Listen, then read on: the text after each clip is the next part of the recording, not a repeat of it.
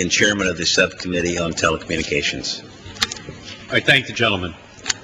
This debate marks the beginning of the end of the ill-conceived, mismanaged, and ultimately failed war in Iraq.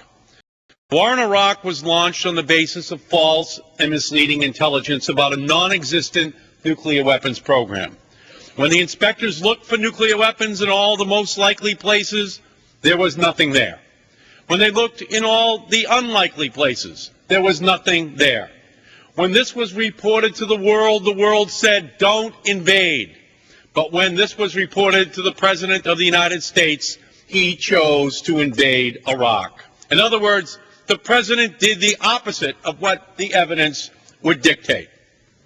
Here we are 4 years after the invasion. The American people looked at the facts on the ground in Iraq and voted in November to de-escalate. The generals looked at the situation and said, de-escalate.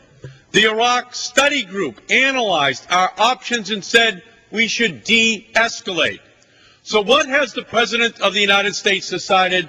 After all the evidence, he has chosen to escalate the war. Once again, our President is doing the opposite of what the evidence and common sense dictates. Our troops continue to fight heroically to prevent Iraq from sliding into anarchy.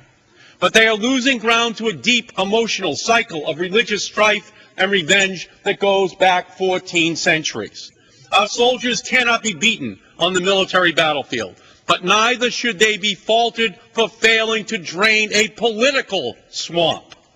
The American people are now speaking out with one clear voice, in frustration and in anger, demanding change, demanding a new direction in Iraq. But the President isn't giving us a new direction.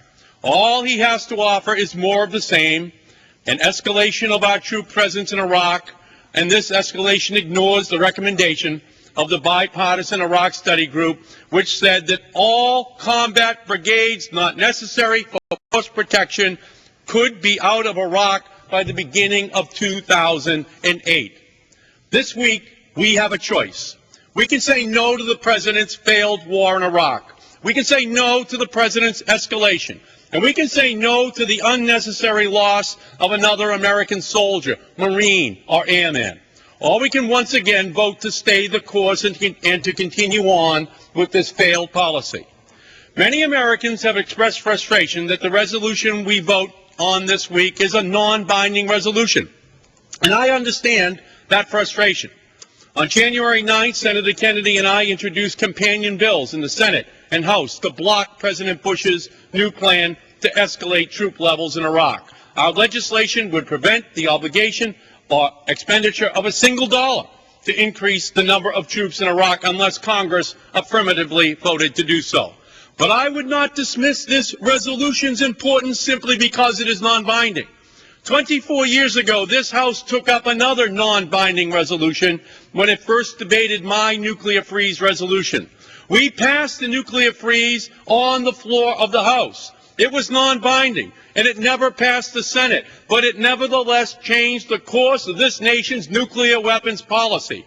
It did so because of the pressure it put on the White House to change, and it was followed by binding legislation that halted tests of anti-satellite weapons, cut funding for Star Wars, and cut in half the planned size of the MX missile force. That is why I fully understand why some Republican members have simultaneously denounced this resolution as silly and unserious, and at the same time have tried to prevent its passage. Why are they afraid of a non-binding resolution? Because this resolution exposes the lack of support in the Congress for the President's escalation scheme. The administration's failed strategy has already ended any chance of a successful short-term outcome. The just-released, deeply pessimistic national intelligence estimate on Iraq simply confirms this situation. We are in the middle of a sectarian, religious civil war in Iraq, and the presence of our troops is preventing the Iraqi people from taking responsibility for their own security and for their own political solution that must follow. This war should never have been fought, period.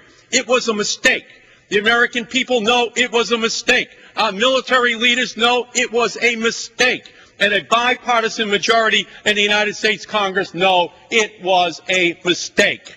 Let's pass this resolution and send a strong signal to the Bush administration that it is time to stop the escalation, bring this war to an end, and bring our troops home. I urge adoption of this resolution.